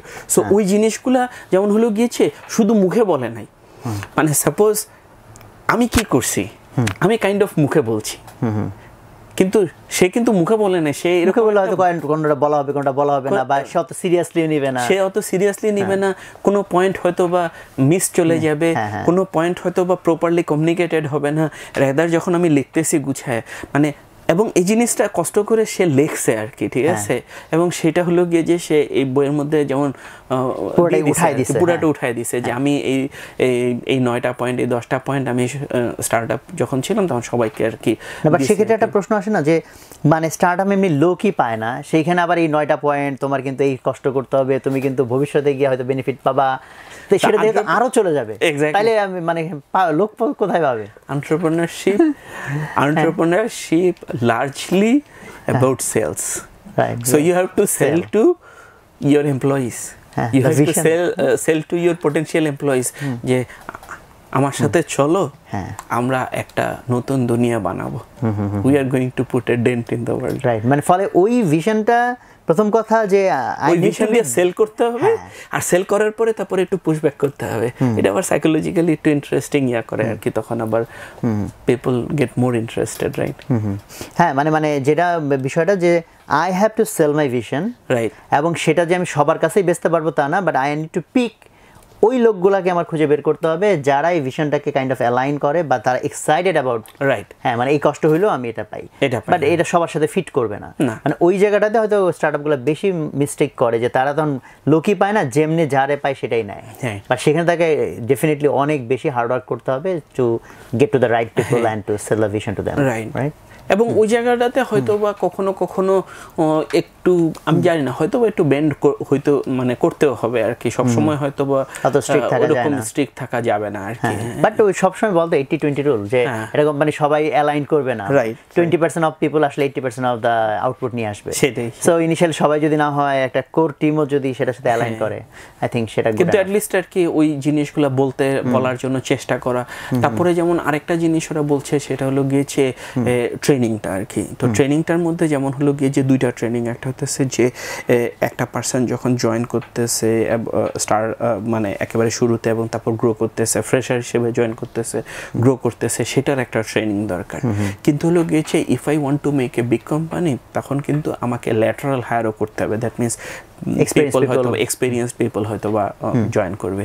তো এক্সপিরিয়েন্স পিপল আমার কালচারের সাথে, আমার অর্গানাইজেশন প্রসেসের সাথে কিভাবে করে যাবে, সো এটার জন্য যেমন ওদের একটা ট্রেনিং ছিল আর কি, আরবোটাম না কি জানি একটা নাম, যে ওই যে সাপোজ একটা বাগানে হয়তো বা অন্য বাগান থেকে গাছ তুলে নিয়ে এসে লাগানো আর কি, ঠিক আছে, ওইটাকে মনে হয় আরবোটাম বা এরকম একটা জিনিস বলে আর কি। সো ওই জিনিসটার জন্য একটা স্পেসিফিক ট্রেনিং, যাতে ওদের কালচারের সাথে তার একটা কালচারের সাথে, এক্স্যাক্টলি। সো এরকম আর কি, যে রাইট পিপল পিক করা এবং রাইট পিপলকে রাখার জন্য আর কি কাজ করা, তাদেরকে প্রপারলি রিওয়ার্ড দেওয়া, ওই জিনিসগুলোর ব্যাপারে একটা ভালো আর কি ওভারভিউ নিয়ে আসছে এখানে। ওকে, সো রাইট পিপল রাখার পেছনে মানে এখানে তো অনেক রকম জিনিস বোধহয় আছে, আমি এই পর্যন্তই বোধহয় আসছিলাম, এরপর আর পড়ি নাই, এই চ্যাপ্টার পুরোটা পড়া হয়নি, so I need to know right, মানে পিপলকে রাখার পেছনে ওরা যত কিছু বলছে ওর মধ্যে থেকে তুই একটা দুইটা বলবি কিনা যেটা তোকে ইন্ট্রিগ করছে? ওইরকম on top of my head ওরকম মনে পড়তেছে না আর কি। হ্যাঁ, মানে এমনি তো হলো গিয়েছে সাপোজ ইয়া করতেছে আর কি, মানে প্রপার ডিফাইন্ড প্রসেস থাকতেছে, নলেজ ম্যানেজমেন্ট থাকতেছে, যে সাপোজ কিভাবে করে আর কি অর্গানাইজেশনের নলেজগুলো অর্গানাইজেশনের মধ্যে কন্টিনিউয়াসলি গ্রো করতেছে, পিপল জানতেছে, কালচারের ব্যাপারটাতে জানতেছে, কিন্তু মানে খুব স্টিক করছে, খুব ডিফারেন্স তৈরি করছে, এরকম কোনো কিছু ওরকম মনে পড়ছে না। বাট এই চ্যাপ্টার ওইটা খুব ভালো, যে ওই যে 9টা পয়েন্ট যে লিখছে যে যখন আমি নতুন লোকজনকে নিব তাহলে ওর এক্সপেকটেশন এবং আমার এক্সপেকটেশন যাতে এটা ম্যাচ করে। রাইট। তো আরেকটা জিনিস খুব ইন্টারেস্টিং হয়েছে, যে জায়গাটাতে আমাদের খুব সিরিয়াস গ্যাপ আছে মানে ব্রেইন স্টেশন, সেটা হলো গিয়ে যে সবার টার্গেট সেটিং আর কি। মানে এখানে যেমন হলো গিয়ে যে বলতেছে যে ইভেন ওদের যে চেয়ারম্যান ছিল অশোক সুতা, সে পর্যন্ত হলো গিয়েছে তার একটা টার্গেট সেট করতো যে I am going to achieve this for the organisation. So এটা ট্রিকল ডাউন হয়তো এন্টায়ার অর্গানাইজেশনে আর কি, যে সবার কোনো একটা টার্গেট আছে যে আমি এই কোয়ার্টারে কি অ্যাচিভ করতে চাচ্ছি, এই বছরে কি অ্যাচিভ করতে চাচ্ছি ইত্যাদি। তো ওই জিনিসটা থাকলে তখন পিপল অটোমেটিক্যালি ফিল লট মোর মোটিভেটেড আর কি। তো আমাদের এখানে যেটা হয় যে সাপোজ এই কালচারটা একেবারেই নাই, এই কালচার অর্গানাইজেশন যে আমার অ্যাকাউন্টেবিলিটিটা আসলে অত বেশি, হ্যাঁ মানে ইয়া না, নাই অ্যাকাউন্টেবিলিটি নাই ওইটা আর কি। মানে দ্যাট ইজ মানে বিগ হার্ড ওয়ার্ক আর কি আসলে, মানে ওইটা কষ্ট করে চিন্তা করে বাইর করা আর কি। ঠিক আছে, এই যে কষ্ট করে চিন্তা করে বাইর করি না, মানে এই যে একটু আরাম করি, এটার হলো গিয়েছে খুব বিগ সাইড ইফেক্ট হয় আসলে। মানে I criticize myself a lot for these failures. Okay. Anyway, তো এরপর আমরা কোন লেসনটা যেতে পারি? সো তারপরে আসতেছে হলো গিয়ে যে প্রসেস ফোকাসড অর্গানাইজেশন। এই জিনিসটা যেমন আমার জন্য এক্সট্রিমলি ইম্পর্টেন্ট ছিল, সেটা হলো গিয়ে যে এখন যখন অর্গানাইজেশন 250+ পিপল হয়ে গেছে, তখন শুধু কালচার অটোমেটিক্যালি প্রসেস তৈরি করবে এই জিনিসটার উপরে রিলাই করাটা আসলে রাইট হতেছে না। তা আমাদের যেমন হলো গিয়েছে মানে প্রজেক্ট ম্যানেজমেন্ট প্রসেস আছে বা কোয়ালিটি অ্যাসুরেন্স প্রসেস আছে, বাট ওগুলা খুব ক্লিয়ারলি ডিফাইন্ড রিটেন রুলস না আর কি।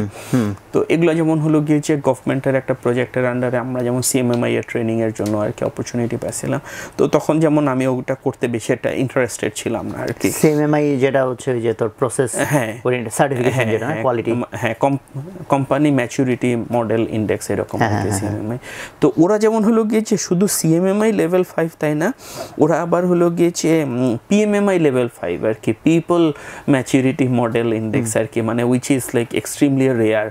তো ওরা এই প্রসেসটার উপরে এত বিউটিফুলি জোর দিছে এবং এটাকে এত বিউটিফুলি এক্সপ্লেইন করছে যে now I am like really interested, যে আমাদের অর্গানাইজেশনে যেমন অলরেডি CMMI প্রসেস চলতেছে, ইমপ্লিমেন্টেশন প্রসেস, যে আমরা মানে we are trying to learn the process and we are trying to customise the process to meet our need, যে আমরা আমাদের অর্গানাইজেশনে মোস্টলি আমরা কীভাবে করে কাজ করি এই জিনিসগুলো যাতে প্রপারলি ডকুমেন্টেড থাকে। কারেন্টলি জিনিসগুলো লার্জলি আমাদের মাথায় আছে, তো মাথায় থাকা পর্যন্ত ঠিক ছিল, যখন আমরা 100 পিপল ছিলাম তখনও ঠিক ছিল, যখন 200 পিপল ছিলাম তখনও ঠিক ছিল, বাট এখন আর এটা চলতেছে না। বাট এটা একটা বড় ধরনের আন্ডারস্ট্যান্ডিং গ্রোয়িং কোম্পানির জন্য, কারণ এইটা আমি খুব ভালো ফিল করি, বিকজ আমার অনেকগুলো কোম্পানি, আমার যেহেতু অনেকগুলো ডিফারেন্ট স্টার্টআপ, কোনোটা খুব ছোট সাইজের, কোনোটা বড় হয়ে গেছে, আর বিবর্তনটা দেখছি যে ছোট থাকা অবস্থায় যে মডেলে চলে, বড় অবস্থায় কিন্তু সেই মডেলে কাজ করে না। সেটাই ডেফিনেটলি ইভলভ করতে হয়, বিশেষ করে মোর অ্যান্ড মোর প্রসেসকে নিয়ে আসতে হয়, হ্যাঁ, এবং ওটা অনেক ফ্রিকশন তৈরি করে। এতদিন তারা যেভাবে অভ্যস্ত, তারা মনে করে যে ভাই দেখছো কোম্পানি আর আগের মতো নাই, ইভেন গুগলের পিপল এইভাবে কথা বলে যে গুগল আর আগের মতো নাই, বাট একটা ইনোভেটিভ প্রসেস, এটা হইতে হবে, এটা হ্যাঁ এক্স্যাক্টলি। সো এই আর কি। আর তারপরে নেক্সট যদি নিয়ে আসি, যে নেক্সট আমার কাছে খুব ইম্পর্টেন্ট লাগছে, সেটা হলো গিয়ে যে বোর্ড মিটিংটা আর কি। হ্যাঁ, যে বোর্ড মিটিংটা ওরা কীভাবে করে। তো বোর্ড মিটিংয়ের ব্যাপারে কোনো গাইডেন্স আমি তেমন একটা কোথাও পাইনি আর কি, যে বোর্ড মিটিংয়ের ভিতরে কী আলোচনা হয়। তো মানে আমি তো হলো গিয়ে যে suppose fresh out of university একটা কোম্পানি স্টার্ট করছি, আমি জানি না কীভাবে করে লার্জ কোম্পানি চলে, আমি কখনো কোনো বোর্ড মিটিংয়ে অ্যাটেন্ড করি নাই, সো বোর্ড মিটিংয়ে কী আলোচনা করতে হয় জানি না। এখন যখন বিডি ভেঞ্চার আমাদের ইনভেস্টমেন্টে ঢুকছে তখন তো আমাদের বোর্ড মিটিং হয়, তো আমি যখন ওদের সিস্টেমটা দেখলাম মানে দ্যাট ইজ সো বিউটিফুল। মানে যেটা হয় কি যে ফাউন্ডারের কিন্তু কোনো জবাবদিহিতা অফিসিয়ালি নাই, ঠিক বললাম কি না? তোকে কিন্তু কারো কাছে জবাবদিহি করতে হয় না যদি না তুই নিজের কনসিয়াসের কাছে, তো ওই জিনিসটা বিকামস লিটল বিট ডিফিকাল্ট আর কি। তো ওরা যেমন হলো গিয়ে যে বোর্ড মিটিংয়ে খুব ডিটেল আলোচনা করে, বোর্ড মিটিং এক একটা বোর্ড মিটিং যেমন 4 ঘন্টা 5 ঘন্টা রেঞ্জে এরকম বড় হয়, এবং বোর্ড মিটিংয়ে এক্স্যাক্টলি কী কী জিনিসপত্র নিয়ে আলোচনা করে সেই জিনিসগুলো নিয়ে আসছে। যেমন হলো গিয়ে যে নর্মাল যে financial balance sheet, cash flow statement ইত্যাদি ওগুলো তো দেখে। তারপর আবার যেমন আমরা যেহেতু সফটওয়্যার ডেভেলপমেন্ট কোম্পানি, আমরা কি করি যে আমাদের ঘন্টা সেল করি, আমরা কিন্তু সময় সেল করি, আমরা লোকজনের কাছ থেকে সময় কিনে নিই বেতন দিয়ে এবং কাস্টমারের কাছে সময় বিক্রি করি। তো কত ঘন্টা বিক্রি করা গেল আর কত ঘন্টা বিক্রি করা গেল না, এটার একটা হিসাব থাকা দরকার। ওরা যেমন এটা বলতেছে যে utilisation trend in the organisation, যে কত পার্সেন্ট ঘন্টা আমরা সেল করতে পারতেছি, সাপোজ 95%, 90%, 80%, যদি খুব বেশি পার্সেন্টেজ সেল করতে পারি তার মানে তো আমি বাফার রাখতেছি না, সো একটা ভালো অপরচুনিটি আসলে আমি এটা গ্র্যাব করতে পারবো না, তার মানে আরও বেশি রিক্রুট করার দরকার, খুব বেশি কম যদি হয় অর্গানাইজেশন বিপদে পড়বে ইত্যাদি। তারপরে হলো গিয়েছে অন্যান্য জিনিসপত্র যেমন এইচআরের জিনিসপত্র, অ্যাট্রিশন রেট, যে কত পার্সেন্ট পিপল কোম্পানি ছেড়ে চলে গেছে। তো কোম্পানি ছেড়ে চলে যাওয়ার একটা হেলদি পার্সেন্টেজ আছে, যেমন হেলদি পার্সেন্টেজ আমার জানা মতে 10%, 10%-এর কম পিপল যদি চলে যায় কোম্পানি থেকে, তার মানে হলো গিয়েছে কোম্পানির বেতন খুব বেশি হাই, অথবা কোম্পানিতে খুব বেশি আনকোয়ালিফাইড পিপল আছে। আবার যদি পার্সেন্টেজ বেশি হয়, অনেক বেশি পিপল যদি কোম্পানি ছেড়ে চলে যায়, তার মানে কোম্পানির বেতন বেশি কম, অথবা হলো কি যে কোম্পানির কালচার খুব খারাপ, ম্যানেজারদের ব্যবহার খারাপ। সো ওই পার্সেন্টেজটার দিকে সবসময় একটু খেয়াল রাখা, বিশেষ করে অ্যাট্রিশনটা কম রাখাটা। এটা তো ইন্ডাস্ট্রি ভ্যারি করে, ইন্ডাস্ট্রি টু ইন্ডাস্ট্রিও ভ্যারি করে। তার মানে যদি আমার কোম্পানি থেকে অ্যাবসলিউটলি লোক নাই যায়, হ্যাঁ, তার মানে সেটা মানে ওরা বলতেছে সেটাও খুব বড় সাকসেস বলা যাবে না। এটা অবশ্য এটা বলতেছে না, এটা জাস্ট আমি হলো গিয়েছে অন্য কোনো একটা আর্টিকেলে পড়ছি আর কি, যে অ্যাট্রিশন রেটটার ব্যাপারে আর কি, যে অ্যাট্রিশন রেট খুব কম থাকা মানে কিন্তু দাঁড়াইতেছে হইতে পারে যে আনকোয়ালিফাইড পিপল থাকতেছে অর্গানাইজেশনে, হইতে পারে, জাস্ট এ কেস আর কি। হ্যাঁ, because even if you have very high performers at certain stage, এই হাই পারফর্মার ডিসাইড করতে পারে কোম্পানি করার। তো মানে যেটা অ্যাবসলিউট ফেট আর কি, যে সাপোজ যেমন এখানে যেটা আছে যে সুব্রত বাগচি এত বিউটিফুল এত সাকসেসফুল একটা কোম্পানি কিন্তু সে শুরু করছে 42 বছর বয়সে। তার আগে কিন্তু সে ম্যানেজার ছিল, সে এক্সিকিউটিভ ছিল, সে বিভিন্ন ডিপার্টমেন্টে বিভিন্ন কাজ করছে এবং সেগুলো সে খুব সাকসেসফুলি কাজ করছে, এই কারণে সে প্রমোশন পায় অনেক বড় একটা স্টেজে গেছে এবং তারপরে যায় সে কোম্পানি ছেড়ে দিয়ে আরেকটা কোম্পানি করছে। সো এরকম তো হইতেই পারে আর কি, এবং এরকম হওয়াটাই দরকার, যে বিকজ অনেক হাই পারফরমেন্স পিপল থাকা দরকার অর্গানাইজেশনে। সবাই এন্টারপ্রেনার হয়ে যাওয়া তো আসলে সাপোজ প্রবলি রাইট না আর কি। তো তারপর এই ধরনের আর কি যে কী কী জিনিসপত্র এক্স্যাক্টলি ভালো হয়েছে, তারপরে কোয়ালিটেটিভ সামারি, যে কী কী মানে কী কী ভালো হয়েছে, কী কী খারাপ হয়েছে, কী কী মিস্টেক হয়েছে, মিস্টেকগুলো কেন হয়েছে, এটার অ্যানালাইসিস, এগুলো হলো গিয়েছে বোর্ডের সাথে শেয়ার করা।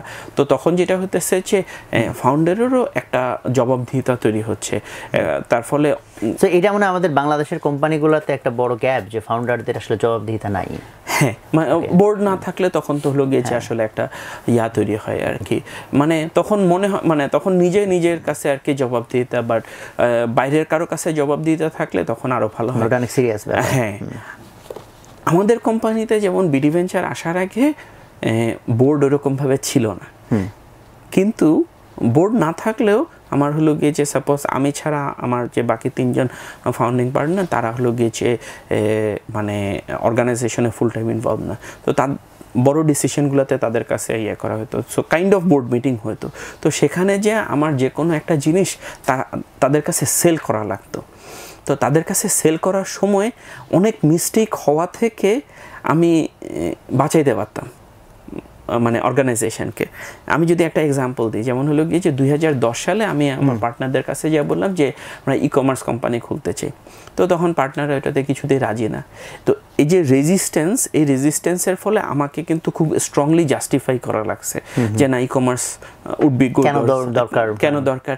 তো এরকম জাস্টিফিকেশনের ফলে, বিভিন্ন সময় এরকম জাস্টিফিকেশনের ফলে কিন্তু আমাদের অর্গানাইজেশন যেমন হলো গিয়েছে মানে বড় সাইজের মিস্টেক কম হয়েছে, অনেক এক্সপেন্সিভ মিস্টেক কম হয়েছে, যার জন্য হলো গিয়েছে কোম্পানি বিপদে পড়ে নাই আর কি।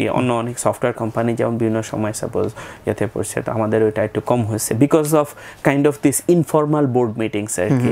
তো ওই বোর্ড মিটিংগুলোতে মোস্টলি আমরা আলোচনা করতাম ফিনান্স নিয়ে, বাট এখানে যেমন বোর্ড মিটিংয়ে ওরা অন্যান্য আরও অনেক জিনিসপত্র নিয়ে আসছে যেগুলো আমি চিন্তা করি নাই আর কি।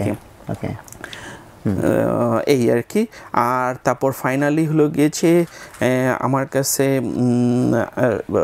যেটা আর কি সবচেয়ে ভালো লাগছে, যেমন হলো গিয়েছে আর একটা ইনফরমেশন, যেমন ইনফোসিসের ফাউন্ডার যে নারায়ণ মূর্তি, সে যেমন হলো গিয়েছে ইনফোসিসিয়ানদেরকে একটা আর কি ইয়াতে নতুন যখন ওদের ক্যাম্পাস ওপেন হতেছে তখন সবাইকে বলছে যে আমি চাই যে সাপোজ একটা টাইম ফ্রেমের মধ্যে হয়তো বা 2003 বা এরকম, যে 100 জন ইনফোসিসিয়ানকে আমি মিলেনিয়ার বানাবো, দ্যাট মিনস 8 কোটি টাকার মালিক এরকম। তো এরকম একটা বড় কমিটমেন্ট, এরকম একটা বড় নাম্বার অফ পিপলের কাছে মানে দেশি লার্জ আর কি goals, and they commit to those large goals to people. হ্যাঁ, যে হাই রিওয়ার্ড তারা পিপলকে কমিট করতেছে। এই জিনিসগুলোতে যেমন হলো গিয়েছে আমার গ্যাপ আছে, তো ওই গ্যাপগুলো আমি খুব ক্লিয়ারলি ভিজিবলভাবে দেখতে পারছি আর কি, যে সেই গ্যাপগুলো আছে। যেমন আমারও ইচ্ছা হয় যে আরও অনেক কিছু আর কি করার পিপলের জন্য, কিন্তু হলো গিয়েছে ওই ইচ্ছাগুলো কিন্তু আমি অনেক সময় কমিট করি না পিপলের কাছে, কিন্তু কমিট করলে তখন আমিও বাধ্য থাকবো যে ওই জিনিসটা ডেলিভার করার জন্য বলে ফেলছি করতে হবে। সো এইরকম আর কি। তো এই জিনিসগুলো আর কি ভালো লাগছে। তারপর যেমন আরেকটা পয়েন্ট খুব ভালো লাগছে, সিআরএম এর ব্যাপারে একটা জিনিস বলছে যে যেমন অনেক কোম্পানিতেই কিন্তু সেলস ম্যানেজ করার জন্য কোনো কাস্টমার রিলেশনশিপ ম্যানেজার কোনো সফটওয়্যার নাই আর কি, ঠিক আছে। অনেক কোম্পানি ফিল করে যে একটা সিআরএম থাকা দরকার, কাস্টমারদেরকে টাইম টু টাইম আপডেট করা দরকার, আমার কি প্রোডাক্ট আছে, কিন্তু হলো গিয়ে যে ওরকম নাই। তো ওরা যেমন বলতেছে যে আমাদের একেবারে ডে 1 থেকে সিআরএম ছিল। তো একটা স্টোরি শেয়ার করছে হুইচ ওয়াজ ভেরি ইন্টারেস্টিং, যে ওদের একজন সেলস পারসন এআইজিতে, মানে এআইজি তো ইউএসের one of the top insurance company, তো এআইজিতে ফোন দিছে একজন সেলস পারসন। তো তখন এআইজির ম্যানেজার বলতেছে যে মানে তোমরা এত ছোট কোম্পানি, তোমাদেরকে কি কাজ দিব, আচ্ছা ঠিক আছে 1 বছর পরে যোগাযোগ করো, মানে এটা হলো গিয়ে যে কোনো কিছু হয় নাই আর কি। কিন্তু সে হলো গিয়েছে ওটা ওইটাকে আর কি ইয়া করে ইনপুট দিয়ে রাখছে যে 1 বছর পরে নক করতে হবে। এখন ওই এমপ্লয়িটা চলে গেছে, আরেকজন আসছে, বাট তার তো টাস্ক লিস্টের মধ্যে অটোমেটিক্যালি ঢুকে গেছে যে 1 বছর পরে নক করতে হবে। তখন সে নক করছে এবং সেটা থেকে আস্তে আস্তে করে তারা ওখানে প্রায় $1 মিলিয়ন একটা কন্ট্রাক্ট পাইছে। এটা কত ছিল, মাল্টি-মিলিয়ন ডলার একটা কন্ট্রাক্ট পাইছে। এরকম আর কি যে সিআরএমের কারণ আমি যখন একটা কাস্টমারকে বলি যে আমি 1 বছর আগে যোগাযোগ করছিলাম, তো তুমি বলছিলে 1 বছর পরে যোগাযোগ করার জন্য, কাস্টমারও কিন্তু একটা little bit of obligation feel করে যে আচ্ছা সে 1 বছর ওয়েট করছে, তাকে একটু সময় দিই, একটা প্রেজেন্টেশন দেখি কি হবে। কিন্তু হলো গিয়ে যে প্রথমে যখন কাস্টমারকে নক করা হয় তখন কিন্তু কাস্টমার আচ্ছা ঠিক আছে সেলস কল করছে, আচ্ছা ঠিক আছে, তার সেলস কল একটা ফেল করলে কিছু আসা যায় না। সো এরকম আর কি মানে বিভিন্ন পিস অফ জেম আর কি, মানে এরকম অনেকগুলা টুকরা জেম আছে। মানে সব কিছু বলেও আসলে ইয়া করতে পারবো না, কারণ প্রত্যেকবার পড়ার সময় মাথার মধ্যে হলো গিয়ে যে বাতি জ্বলতে থাকে যে আচ্ছা দিস ইজ ভেরি ইন্টারেস্টিং। হ্যাঁ, তারপর তুই বলতেছিলি যে নতুন কাস্টমার অ্যাকুইজিশন, মানে যে কাস্টমার কিভাবে আমি পাবো। ও রাইট, ওইখানে 30টা পয়েন্ট লিখছে, 30টা পয়েন্ট লিখছে যে এক্স্যাক্টলি কিভাবে করে, এবং আমি গ্যারান্টি দিই তোদের নতুন কাস্টমার ধরা তো তোদের জন্য খুব ইম্পর্টেন্ট। সো ওই জায়গাতে যেমন আমি হলো কি 30টা পয়েন্টই দেখাইছি, মানে আমি কোনোটাই ফেলতে পারতেছি না, এরকম বিউটিফুল। তো তার মধ্যে যেমন খুব ইন্টারেস্টিং লাগছে একটা পয়েন্ট, যেগুলা মানে 30টার মধ্যে অনেকগুলো জিনিসই জানি কিন্তু করা হয় না। যেমন হলো গিয়ে যে বলছে যে তোমার একটু ইন্টারাপ্ট করি, মানে এটা কিন্তু একটা বড় জিনিস, আমরা অনেক কিছু জানি বাট এক্স্যাক্টলি কোনটা ডিফারেন্স মেক করবে, কোনটা ফোকাস করবে, ওইটা শিওর হওয়াটা খুব জরুরি। তো এই বইটা হয়তো তোরে সেই এটা কনফিডেন্সটা, হ্যাঁ বল প্লিজ। হ্যাঁ, তো ওখানে যেমন হলো গিয়ে যে কিছু জিনিসপত্র সাপোজ জানি নাই, চিন্তা করি নাই, কিন্তু হলো গিয়ে যে নিয়ে আসা আর কি। যেমন একটা দেশে যে সাপোজ ইউনিভার্সিটিগুলোর সাথে বা রিসার্চ অর্গানাইজেশনের সাথে কোলাবোরেট করা, রিসার্চ অর্গানাইজেশনের সাথে কোলাবোরেট করলে কাস্টমার কিভাবে পাবি নতুন? সো কাস্টমার কিভাবে, যেমন আমি যদি একটা এক্সাম্পল দিই, যেমন আমরা এখন বুয়েটের সাথে একটা আর কি রিসার্চে কোলাবোরেট করতেছি, যে এম হেলথ ল্যাব এরকম আর কি, বায়োমেডিক্যাল ইঞ্জিনিয়ারিং ডিপার্টমেন্টের সাথে। তো ওখানে যেমন হলো গিয়েছে এরকম রিসার্চ করতেছে যে এক্সরে নিয়ে আর কি, যে একটা ডাক্তার যেভাবে করে এক্সরে দেখার সাথে সাথে খেয়াল করতে পারে যে এরকম প্রবলেম, এরকম আর কি এটা খেয়াল করে মেশিন লার্নিং অ্যাপ্লাই করে এক্সরেটাকে কম্প্রেস করে ক্লাসিফিকেশন করা ওগুলোর উপরে। তো এগুলো যখন আমরা কাজ করতেছি তখন কিন্তু আমরা এই জিনিসগুলো কাস্টমারকে বলতে পারি যে আমরা এরকম কাজ করতেছি। সেটা কিন্তু আমাকে নতুন ইনোভেটিভ প্রজেক্ট পাইতে আমাদেরকে হেল্প করবে। ওকে, সো এটা kind of win win situation হচ্ছে। আর আমি এরকম আর কি সবসময় উইন সিচুয়েশনের ব্যাপারে ইন্টারেস্টেড, যে সো এখানে যারা রিসার্চ করতেছে তারা উইন করতেছে, যে তারা রিসার্চ ইন্টারেস্টিং কাজ করার সুযোগ পাচ্ছে এবং কাজ করতেছে, সাপোজ পেপার লেখার সুযোগ পাচ্ছে। আবার আমরাও কাস্টমারদেরকে বলতে পারতেছি যে এরকম কাজ হইতেছে, তখন কাস্টমাররা যদি আমাদেরকে কাজ দেয় তখন দ্যাট উড বি, তো তখন আমরা নতুন কাজ পাওয়ার স্কোপটা ধরে এইরকম আর কি বিভিন্ন জিনিসপত্র আর কি সাপোজ এটাতে নিয়ে আসছে। তো তারপরে অন্যান্য যেসব ট্র্যাডিশনাল জিনিসপত্র সেগুলোও আর কি রিমাইন্ড করে দেওয়া, যে পুরাতন কাস্টমারদেরকে অনেক আগে যার সাথে কাজ করছি তার সাথে আরেকবার নক করা, বা অনেক সময় কম্পিটিটরের সাথেও বিগ কম্পিটিটরের সাথেও অ্যালায়েন্স করা। যে সাপোজ ইনফ্যাক্ট আমরা যখন আমাদের ই কমার্স কোম্পানি যখন ছিল বিপণী, তখন আমরা যেমন হলো গিয়েছে দারাজের সাথে কাজ করতাম, আমাদের প্রোডাক্টই আমরা দারাজে অন্য একটা নামে সেল করতাম, ঠিক আছে। সো কাইন্ড অফ আর কি অ্যালায়েন্স করা, যে তার কাস্টমারকেও আমি কিছু পেয়ে যাচ্ছি আর কি, এরকম আর কি। সো এই ধরনের আর কি বিভিন্ন অপরচুনিটি নিয়ে আর কি, বিভিন্ন পসিবিলিটি নিয়ে, সেলস পসিবিলিটি নিয়ে আলোচনা করছে আর কি। গুড। মানে এই বইটার মানে ওই জিনিসটা হয়তো তাহলে মানে খুব স্ট্রং একটা দিক, যে অন্য অনেক বইগুলোতে জাস্ট হয়তো মানে ব্রিফলি বেসিক আইডিয়াটা বলে, এখানে তো ইমপ্লিমেন্টেশন লেভেল এন্ড এক্সাম্পল গুলাও দিছে। রাইট, একেবারে গ্রাউন্ড এক্সাম্পল। আমি এক্স্যাক্টলি এই জিনিসটা করছি, এর ফলে এরকম একটা জিনিস হয়েছে, ঠিক আছে। সো যেমন আমি যেমন স্ক্রাম এনথুজিয়াস্ট, তো যেমন আমি একটা বই খুব করেছে স্ক্রাম ফ্রম দ্য ট্রেঞ্চেস, যে ট্রেঞ্চেস মানে যুদ্ধে থাইকা কিভাবে করে আমি স্ক্রাম ইউজ করছি, এটা আমি তোমাদেরকে বলতেছি, থিওরি না, আমি তোমাকে এদেরকে বলতেছি যে আমি কি করছি, কি করে আমি কি সাকসেস পাইছি, এখন তোমার জন্য অ্যাপ্লিকেবল হবে, তুমি করো, এরকম আর কি। সো এরকম একটা বই, যে একেবারে যুদ্ধের ময়দানে কিভাবে করে। তো তুই এন্টারপ্রেনারশিপ নিয়ে এবং অনেক কিছু নিয়ে তো অনেক বই পড়ছিস এ পর্যন্ত, মোস্টলি হয়তো মানে ওয়েস্টার্ন রাইটারদের লেখা মোস্টলি। এটা তো অ্যাকচুয়ালি আমি যখন অ্যামাজনে ঢুকলাম, তুই যখন প্রথম বললি তাই আমি তো রকমের অর্ডার দিলাম, আর অ্যামাজনে ঢুকলাম হচ্ছে দেখার জন্য রিভিউ, দেখলাম যে খুব বেশি রিভিউ রেটিং নাই। হ্যাঁ, কারণ এখনো বইটা হয়তো ওই রকম বেস্টসেলার টাইপের কিছুতে নাই।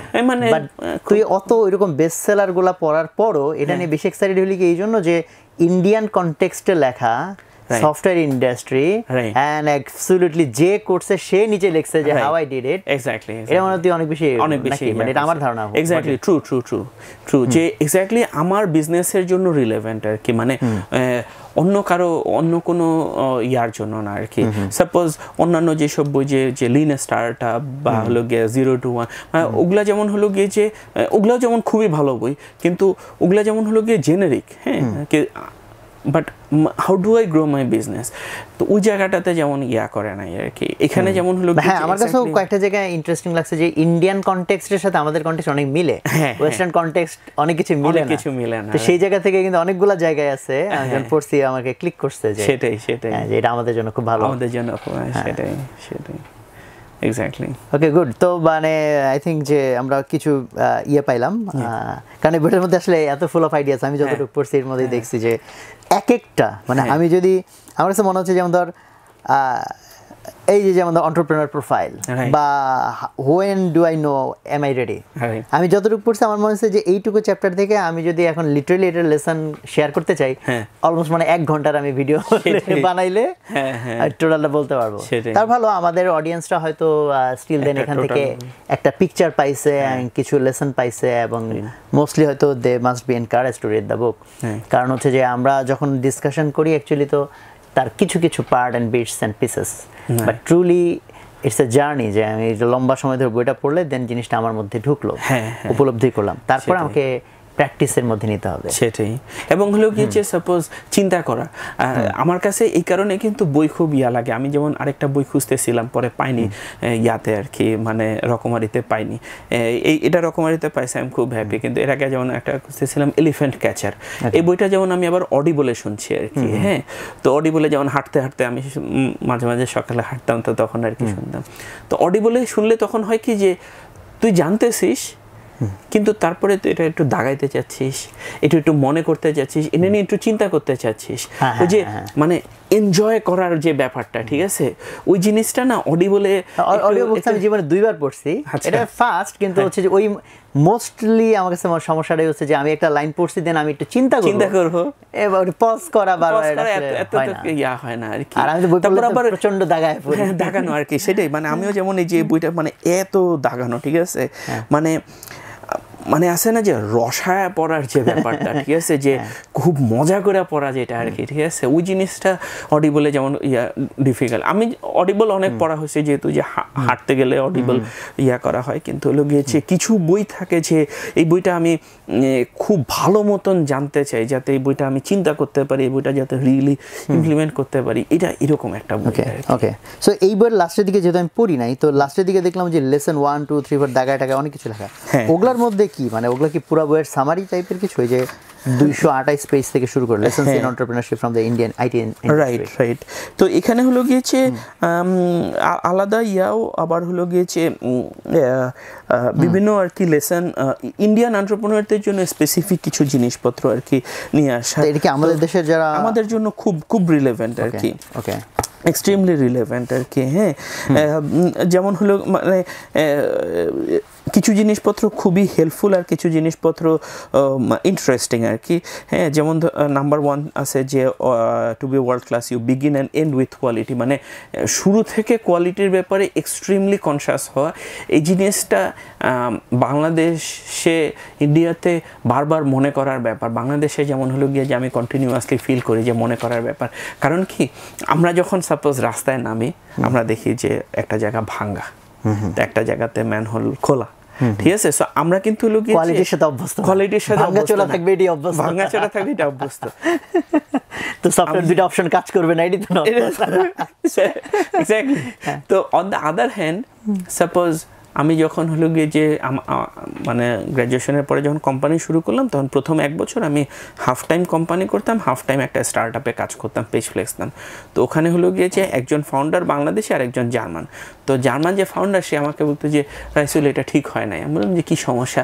বলে যে রাইসুল এটাকে 1200% জুম করলে দেখা যাচ্ছে যে 1 পিক্সেল বামে সরে গেছে, 1 পিক্সেল বামে সরে গেছে। এবং সে হলো 1200% জুম করার পর এবং সে আমাকে ওইটা পাঠাইতো আর কি। আমি জাভাস্ক্রিপ্ট ডেভেলপার ছিলাম, তো 2006 পাঠাইতো যে আচ্ছা এটা 1 পিক্সেল বামে সরে গেছে এরকম। তো ওই যে ওই কোয়ালিটি কনসিয়াসটা, ওটার উপরে আর কি কন্টিনিউয়াসলি আর কি ফোকাস করা আর কি। হ্যাঁ, তারপরে হলো গিয়েছে এরকম আর কি বিভিন্ন জিনিসপত্র, যে অ্যাবান্ডেন্সটা মাইন্ডে নিয়ে, মানে ওইটা একটা তাহলে কাইন্ড অফ একটা সামারি প্লাস একটা খুব ভ্যালুয়েবল কিছু লেসন আছে না? ওকে, যেমন একটা জিনিস খুব মজার ছিল এখানে, যেমন হলো গিয়েছে যদি কোনো সিকিউরিটি পার্সোনাল যদি হলো গিয়েছে দাঁড়ায় আর কি স্যালুট দেয়, ঠিক আছে, তো তখন হলো গিয়েছে তাকে মানে মানা করা হয় যে না, এরকম করা উচিত না, বিকজ তার জব হইতেছে ভিজিলেন্ট হওয়া, রেসপেক্টফুল হওয়াটা তার জব না। ভিজিলেন্ট হওয়া যে আচ্ছা কোথায় কি প্রবলেম হতেছে ওটা আর কি দেখা, মানে যার যেটা জব, যার যেটা যে দায়িত্ব হয় দাঁড়ায় সেলুট দেয়, সে সালার সেটাই। তোমার যা কোডিং করা, আমি গেছি আর তোমার দাঁড়ায় লাভ দিয়ে সেলুট দিতে হবে। সো ওইটা যেমন নিয়ে আসছে হলো গিয়ে যে হায়ারার্কি ফ্রির ব্যাপারটাতে, যে you need to be able to respect everybody, the structure has to be hierarchy free. যেমন হলো গিয়ে যে যেটা বলতেছে যে অশোক সুতার কোনো আলাদা কোনো পার্কিং লট নাই। সে যদি সবার পরে আসে তাহলে সে সবার পরে গাড়ি রাখবে, গাড়ি রাখার যদি জায়গা না থাকে সে বাইরে গাড়ি রাখবে। হ্যাঁ, কিন্তু চেয়ারম্যান হিসেবে তার কোনো একটা রিজার্ভ পার্কিং স্পেস এরকম আর কি ডিফাইন করা নাই। সো এরকম আর কি বিভিন্ন জিনিসপত্র আর কি নিয়ে আসছে। ওকে, সো আমার মনে হয় যদি আমরা এখন সাম আপ করি, সো আমি কনক্লুডিং কিছু হয়তো বলবো, বাট প্লিজ তোরা যদি কনক্লুড করতে বলি তাহলে সো টোটাল বই মিলে হ্যাঁ তোর কাছে কি মনে হয় যে আমাদের দেশের কোম্পানিগুলা ইন্ডিয়ান স্কেলে যদি চিন্তা করি আমরা অ্যাবসলিউটলি পিঁপড়া কাইন্ড অফ সো ওদের বিগেস্টটাতে 2 লাখ লোক কাজ করে, আমাদের বিগেস্টটাতে হয়তো কয়েকশো লোক কাজ করে। সো এই যে হিউজ একটা গ্যাপ, সেটার ক্ষেত্রে আমি যতজন এন্টারপ্রেনারের সাথে মিশছি বা নিজেও তো entrepreneur, so most of the কেসে তো আমরা বলি যে আমাদের লোকজন ঠিকমতো কাজ করে না, এগুলো ভালো না, এদেরকে দিয়ে আসলে বড় কিছু করা সম্ভব না।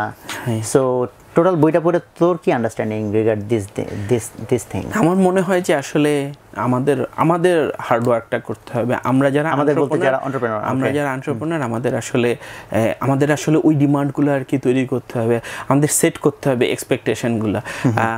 মানে যতটুকু আমরা ফেল করতেছি 100% আমাদের fault, nobody else to blame. ওকে, মানে স্যার এই বইটা কি তোরে আরো এই জিনিসটা আরো বেশি করে বিলিভ করাইছে? ওকে, মানে আমরা যেমন মনে করছি যে এটা বড় হচ্ছে না, এটা সমস্যা হচ্ছে এর মধ্যে, এই ম্যানেজারের মধ্যে, এক্সিকিউটিভ, ওয়্যারএজ অ্যাকচুয়ালি সমস্যা আমার মধ্যে। এক্স্যাক্টলি, যেমন হলো গিয়েছে যে কোনো কারোর সাথে কথা বলতে গেলে যে বাংলাদেশে তো সফটওয়্যার ডেভেলপার পাওয়া খুব difficult. On the other hand suppose আমরা যদি ইন্ডিয়ার দিকে দেখি, ইনফোসিস যেমন 1 বছর ধরে ট্রেনিং দিয়ে সফটওয়্যার ডেভেলপার তৈরি করে, ঠিক আছে? তো আমরা তো ওরকমভাবে ট্রেনিং দিচ্ছি না। সফটওয়্যার কোম্পানিগুলোরও জায়গাটাতে আছে। আবার এখানে আবার আরেকটা ফ্যাক্টরও আছে যে আচ্ছা ঠিক আছে, আমি 1 বছর ধরে ট্রেনিং দিব, সেটা টাকা কোথায়? তো আচ্ছা ঠিক আছে, 1 বছর ধরে ট্রেনিং না দিই, আমি 3 মাস ট্রেনিং দিই, আমি ইউনিভার্সিটির সাথে কোলাবোরেট করি। ওইটাই তো একটা সাহসী ডিসিশন যে wire to put the money, আমি ইনভেস্টমেন্টটা কোথায় করব আর কি, সেটা এক্স্যাক্টলি ওইটা আর কি। যে মানে অন্যদের কথা বলতে পারি না, আমি আমার কথা বলতে পারি যে ব্রেইন স্টেশন যে 250 পিপল, এটা যে আরও অনেক বড় না, এটার দোষটা আসলে হলো গিয়েছে আমরা যারা মানে অ্যাটলিস্ট আমাদের কোম্পানিতে তো এখন তো আবার হলো গিয়ে যে আমরা 9 জন শেয়ার হোল্ডার এবং তার মধ্যে 3 জন ওয়ার্কিং পার্টনার, ঠিক আছে? সো আমরা আরও ভালোভাবে কাজ করতে পারতেছি না, আরও বেশি করতে পারতেছি না ওই জায়গাটাতে আর কি। এখানে ইন্ডাস্ট্রির কোনো না, গভর্নমেন্টের কোনো দোষ না, হলো সেকেন্ডারি, প্রাইমারিটা আমার কাঁধে নিতে হবে, প্রাইমারিটা আমার কাঁধে নিতে হবে না, এটা আসলে আমার দোষ, আমার দোষ।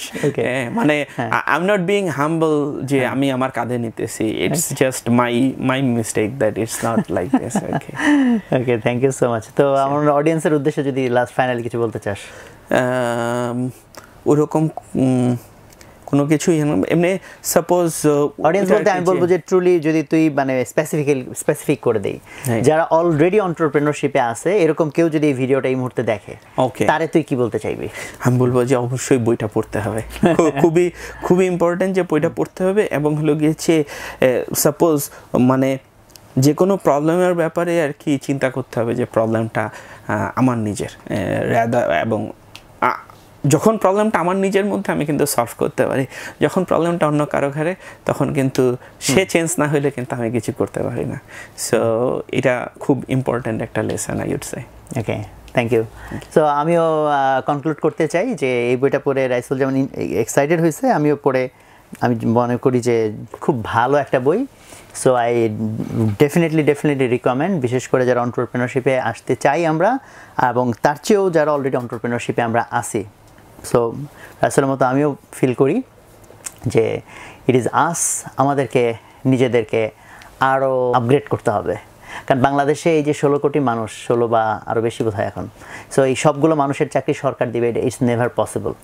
ফলে মানে অনেক এন্টারপ্রেনারশিপ তৈরি হওয়া ছাড়া, বিশেষ করে হাই পারফরমেন্স এন্টারপ্রেনর যারা থাউজেন্ডস অফ পিপলকে এমপ্লয় করতে পারবে, তো সেটা যদি আমরা করতে চাই, এবং সবাইকেই হইতে হবে high performance entrepreneur, it's not like that, but যারা আমরা হইতে চাই তারা যেন ফিল করার চেষ্টা করি what is needed, what is expected from us. So ইনশাল্লাহ সবাই মিলে যাতে আমরা অন্যরকম বাংলাদেশ তৈরি করতে পারি, সেই প্রত্যাশা থাকলো। আসসালামু আলাইকুম।